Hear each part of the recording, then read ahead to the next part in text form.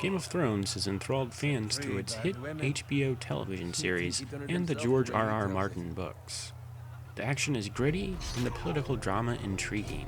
Most important to this series' success is that the characters elicit an emotional response for their duplicity. My condolences for your father and brother. The late Lord Forrester was no friend to me or my house, but to his family it's still a loss. My only regret is I wasn't there to drive the dagger into his heart myself. And brazen acts of cruelty.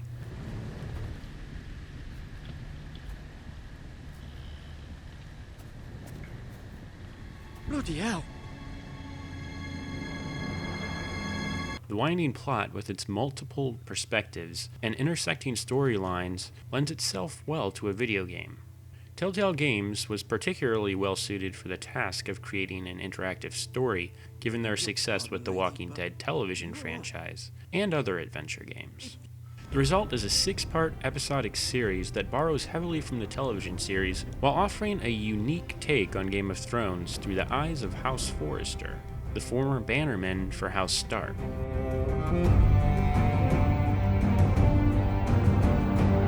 The game picks up right before the infamous Red Wedding scene.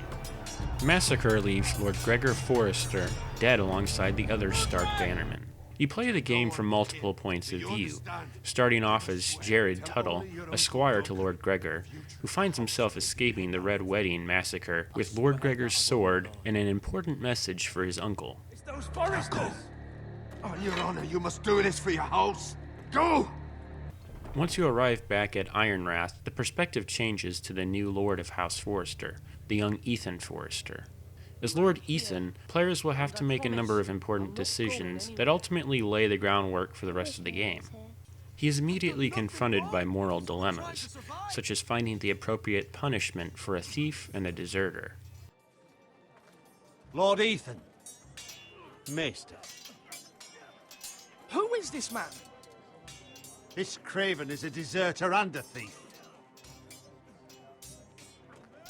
This house is doomed! We all fucking know it! Quiet, thief. Lord Ethan must also confront internal politics and choose a right-hand man. I believe Lord Ethan has reached his decision. Before I name my sentinel, I must tell you.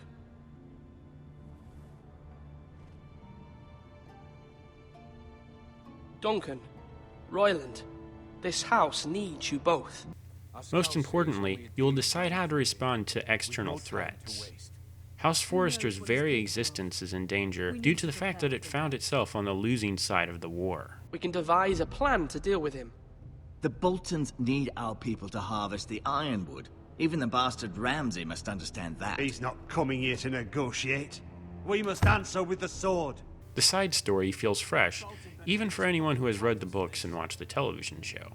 In fact, it's most recommended for fans who have already at least gotten through Season 3, as it will otherwise contain spoilers. If you have no exposure to Game of Thrones at all, I would highly suggest either reading the books or watching the TV show first, as this game is not really a good starting place. Marjorie? The production value is the high quality that one would expect from Game of Thrones. Fans of the TV show will immediately recognize familiar voices of characters like Tyrion Lannister, Queen Cersei, Marjorie Tyrell, and Ramsay Snow, whose actors reprise their roles with the same amount of enthusiasm and vigor that they have in the show. Let me guess. Forrester Ironwood. Carved by our most skilled craftsmen. Ironwood. Doesn't look like much. No one can match our skill. Is that so? One thing that makes Game of Thrones such an enticing series is that you never know what will happen next. The Telltale Games series has the same unpredictable nature, leaving you clamoring to play the next episode. Finish this fucking pig farmer. Pathetic. Overall, Game of Thrones Episode 1, Iron from Ice, is a solid first outing for the video game series. I give it an 8 out of 10. Check out the GameFreaks365.com website and subscribe to our YouTube channel for more gaming news, reviews, and other original content.